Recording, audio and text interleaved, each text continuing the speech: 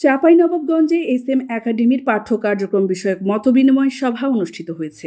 শুক্রবার বিকেল ৫টায় সদর উপজেলার এসএম একাডেমি প্রাঙ্গণে এ মতবিনিময় সভা অনুষ্ঠিত হয়।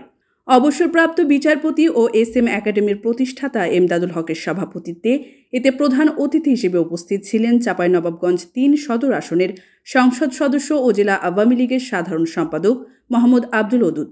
বিশেষ অতিথি হিসেবে উপস্থিত ছিলেন রাজশাহীর নারী ও শিশু নির্যাতন দমন ট্রাইব্যুনালের বিচারক ইমদাদুল হক রিপন, অবসরপ্রাপ্ত যুগ্ম সচিব মুজিবুর রহমান, অবসরপ্রাপ্ত অতিরিক্ত সচিব প্রকৌশলী কামাল উদ্দিন, নয়লাভাঙ্গা বালিকা উচ্চ বিদ্যালয়ের অবসরপ্রাপ্ত প্রধান শিক্ষক শিপারুল আনাম।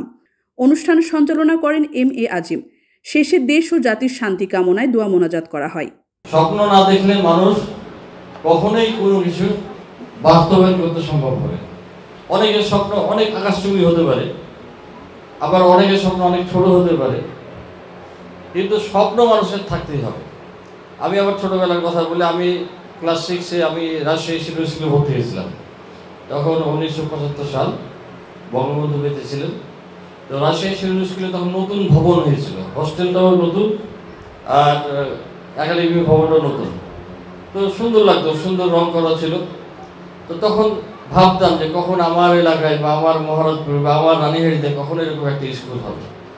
আজকে দেখেন, আমরা ভাবতাম, চিন্তা ভাবনা করতাম বলে আজকে রানীহাটি স্কুল বা কৃষ্ণনন্দপুর হাই স্কুলের 4তলা ভবন হয়েছে, গার্লস স্কুলের 4তলা ভবন হয়েছে, এরকম মহারাজপুরের 4তলা ভবন হয়েছে।